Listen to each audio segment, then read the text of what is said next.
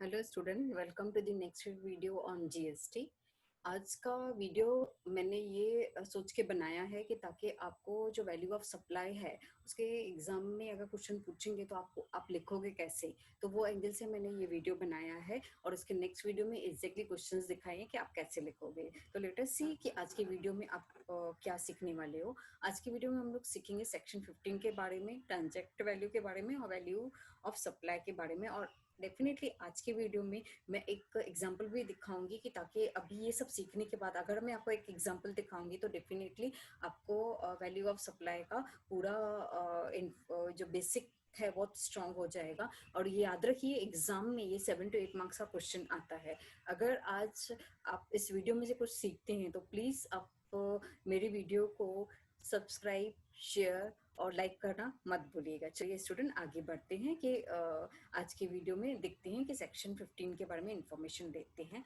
Section 15 के हिसाब से सबसे पहले हम लोगों को क्या फाइंड आउट करना है, वैल्यू फाइंड आउट करना है। तो ये जो वैल्यू है वो वैल्यू कैसे फाइंड आउट की जाती है उसके बारे में मैं आपको थोड़ी सी इंफॉर्मेशन देती हूँ। सबसे पहले जो वैल्यू है उसमें हम लोगों को क्या चाहिए, कंसिडरेशन। मतलब कि अगर कोई किसी को कुछ सप्लाई कर रहा है, गुड सर्विस या दोनों, तो उसको या तो पेमेंट मिल चुकी होती है या वो पेमेंट करने वाला है, तो वो एक अमाउंट चाहिए। और उसके सिवाय हम लोगों को उस अमाउंट में सब कुछ इंक्लूड करना है, सिवाय कि अगर कोई हम लोगों को सब्सिडी मिली है और वो कहाँ से मिली है, या तो सेंट्रल गवर्नमेंट से मिली है या तो स्टेट गवर्नमेंट से मिली है या दोनों से मिली है, वो नहीं लेना है। बाकी सब जितनी भी पेमेंट वैल्यूज जितनी भी पेमेंट मिली है वो सब वैल्यू में ऐड होगा। और दूसरा आपको दूसरा पॉइंट क्या देखना है, मॉनिटरी वैल्यू। मतलब कि पैसे पैसे के रूप में होना चाहिए।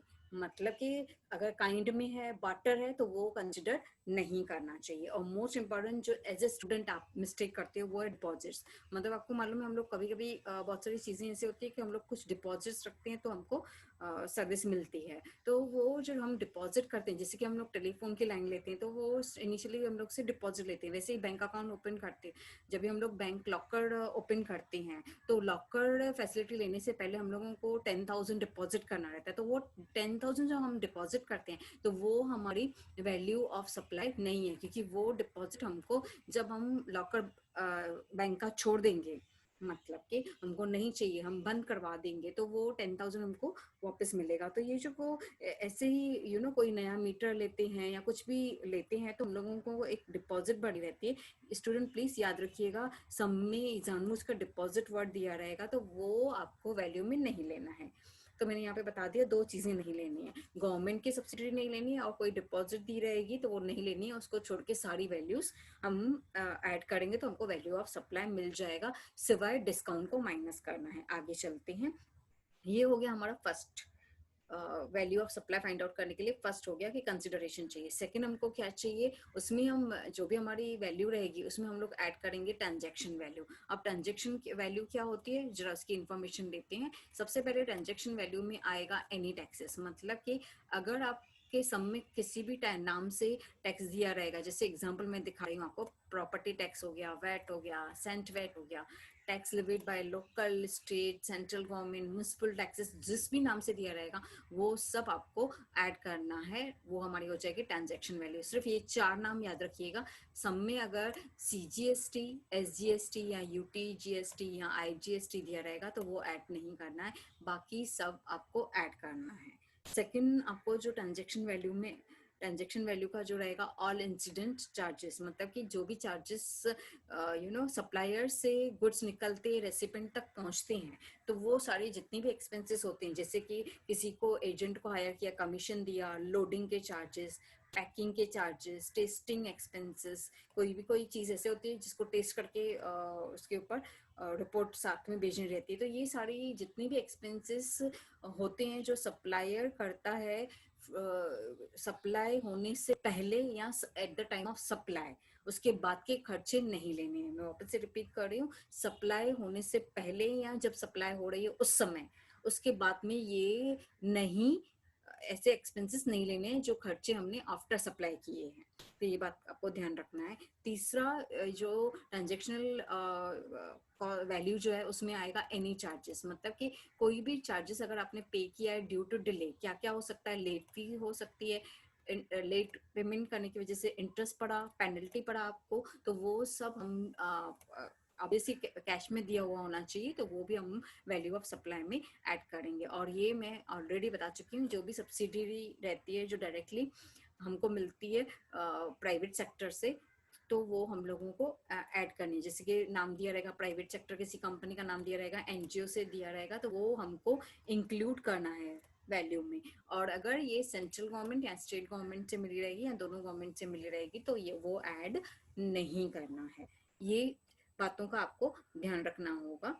और इसके सिवाय ये जो हमारा थर्ड पार्ट है, पहले पार्ट हमने किया वैल्यू, सेकंड में हमने किया सारे ट्रांजेक्शनल एक्सपेंसेस, तीसरे में हम लोग बात कर रहे हैं लेस डिस्काउंट की, मतलब कि एक्सक्लूजन की। वहां पे हम लोगों को एक ही वर्ड याद रखना है, डिस्काउंट। और वो कब दिया हो, ऑन और बिफोर सप्लाई। और कभी कभी हम लोग डिस्काउंट आफ्टर सप्लाई भी ले लेते हैं, पर उसके लिए पहले से ही एग्रीमेंट बना हुआ आना चाहिए। और यहाँ पे मैंने एक वर्ड आपके लिए लिखा है कि ये जो डिस्काउंट है वो वैल्यू ऑफ सप्लाई में ऐड नहीं होगा, माइनस होगा। ऊपर के जितने भी अमाउंट थे वो ऐड होंगे, सिर्फ डिस्काउंट जो है वो माइनस होगा। एज ए स्टूडेंट आपको ये चार बातें सिर्फ ध्यान रखोगे तो एग्जाम में मिस्टेक होने की प्रोबेबिलिटी बहुत कम होगी। जैसे कि मैं आपको बता दूं कि सबसे पहले आपको क्या करना है, पहले पॉइंट क्या ध्यान रखना है, discount given after supply is also allowed only. यहाँ पे देखिए वर्ड लिखा है मैंने, only if it is mentioned in the agreement, अगर एग्रीमेंट में मेंशन होगा तो।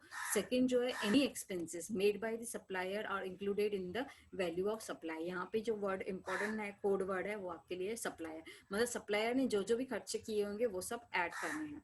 उसके सिवाय वो सारे एक्सपेंसेस जो रेसिपेंट ने किया हो, लेकिन ये इंपॉर्टेंट है, on behalf of supplier, supplier के बिहाफ पे अगर उसने खर्चे किए हैं तो वो भी आपको वैल्यू ऑफ सप्लाई में ऐड करना है।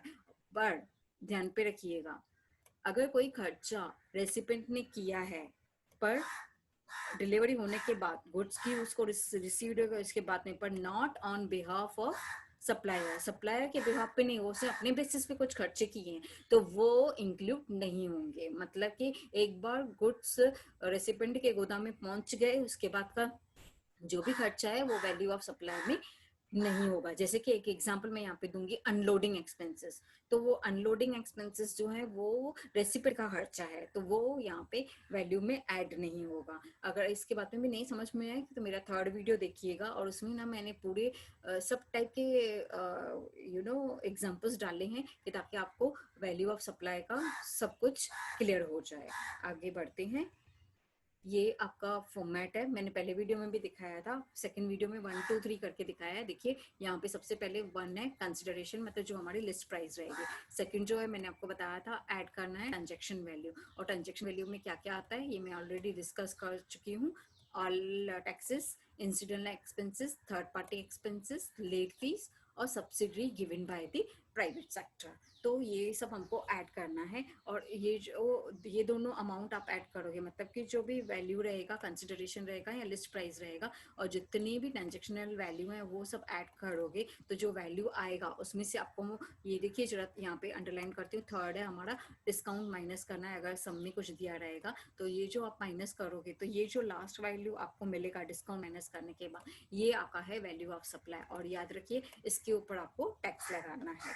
तो ये पूरी पॉइंट आपको समझाने के बाद मैं आपको एक छोटा सा एग्जाम्पल दिखाती हूँ, और ये जो एग्जाम्पल मैं दिखा रही हूँ वो एग्जाम में ऑलरेडी 7 to 8 मार्क्स के लिए आ चुका है। तो जरा देखते हैं कि क्वेश्चन कैसे है और आपको किस तरीके से सॉल्व करना है। तो ये आपका क्वेश्चन है, यहाँ जरा देखिए, MNS जीवन ये जो कंपनी का नाम है, has provided the following particulars relating to the goods sold, sold किया है, मतलब ये कंपनी जो है वो सप्लायर है, sold by it to the Ganesh enterprises. जो गणेश इंटरप्राइजेस है वो हमारी क्या है, रेसिपेंट कंपनी है। तो जरा देखिए जो गणेश ने कंपनी ने क्या क्या सप्लाई किया है। पहले है आपका लिस्ट प्राइस ऑफ गुड्स, ये आपको सबसे पहले लेना है। Next is tax levied, next is primary packing, next is extra packing. उसके बाद में ये देखिए यहाँ पे स्टूडेंट, ये जो CGST और SGST chargeable on the goods का अमाउंट दिया है, तो इसको मैं ऑलरेडी आपके लिए अंडरलाइन कर देती हूँ, क्योंकि ये मैं थोड़ी देर पहले आपको बता चुकी हूँ कि ये नहीं लेना है, इसको छोड़ के सब कुछ लेना है। उसके सिवाय स्पेशल प्रिंटिंग और नेक्स्ट इज विटामिन चार्जेस। तो पहले यहाँ तक देख लेते हैं, फिर सब्सिडी नीचे की इन्फॉर्मेशन पढ़ेंगे। तो जरा यहाँ तक देख लीजिए, CGST और SGST को छोड़ के बाकी सारे अमाउंट्स लेने हैं। तो जरा देखिए कैसे लेने हैं। सबसे पहले मैंने यहाँ पे हमने ले लिया है 60,000, हमारे क्या है लिस्ट प्राइस है। उसके उसके सिवाय जो टैक्सेस लिवेट था, प्राइमरी पैकिंग था, एक्स्ट्रा पैकिंग था, स्पेशल पैकिंग था, नेक्स्ट इज दिस वन। तो यहाँ तक मैं हम लोगों ने सम देखा है।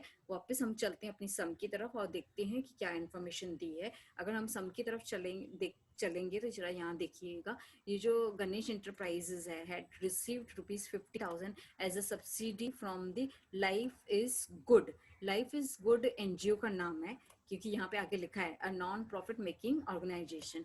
तो ये जो इन्वर्टेड कामों में दिया है वो नाम रहता है। तो ये एक नॉन एनजीओ है जिसने 50,000 दिया है गणेश इंटरप्राइजेस को, राइट। तो ये जो एनजीओ है वो गवर्नमेंट नहीं है, सेंट्रल और स्टेट गवर्नमेंट नहीं है। तो ये 50,000 भी हमको लेना पड़ेगा सब्सिडी में। आगे सम सॉल्यूशन की तरफ जाने से पहले एक इंफॉर्मेशन और पढ़ लेते हैं। ये जो सप्लायर कंपनी है वो हम लोगों को कितना डिस्काउंट देती है, 5% स्टेट डिस्काउंट देती है। और ये मोस्ट इंपॉर्टेंट है किसके ऊपर, लिस्ट प्राइस के ऊपर। तो जरा देखते हैं इसकी कैलकुलेशन, इन दोनों की कैलकुलेशन कैसे होगी। तो सबसे पहले मैंने जो आपको बताया सब्सिडी मिल रही है वो हमको किससे मिल रही है, एनजीओ से। ये प्राइवेट है तो इसको भी हम लोग लेंगे। तो आप ये सारी वैल्यू अगर आप ऐड करोगे तो आपका वैल्यू हो जाएगा 83,000। और इसके ऊपर हम इसमें से हम लोग माइनस करेंगे डिस्काउंट, और जो है 5% बताया गया था क्वेश्चन में, और वो लिस्ट प्राइस के ऊपर। तो ये हमारी लिस्ट प्राइस है 60,000, ओके।